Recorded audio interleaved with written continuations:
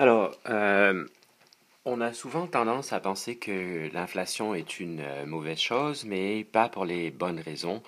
La première qui est évoquée relève d'un mythe, le mythe 1.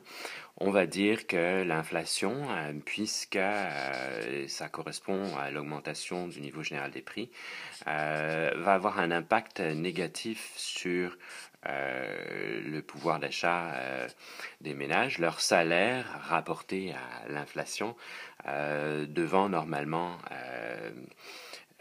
diminuer. Alors, c'est un appauvrissement qui est imputable à la pression inflationniste. Alors, ça peut s'observer peut-être éventuellement à court terme, mais c'est simplement parce que dans des courts horizons, le salaire nominal va avoir tendance à être relativement rigide du fait qu'il y a des conventions collectives qui courent et donc un barème qui est préétabli. Et donc, les agents ne peuvent pas nécessairement réagir d'emblée au choc inflationniste. Et puis, même hors convention, il y a des effets d'entraînement sur les autres organisations.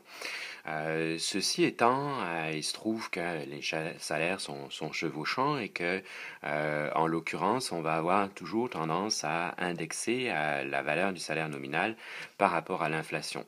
Alors, l'indexation fait en sorte que lorsque il y a des variations dans les prix, eh bien, on va observer des variations dans le salaire nominal, de sorte que les deux effets se compensent, laissant à ce moment-là le pouvoir d'achat relativement constant.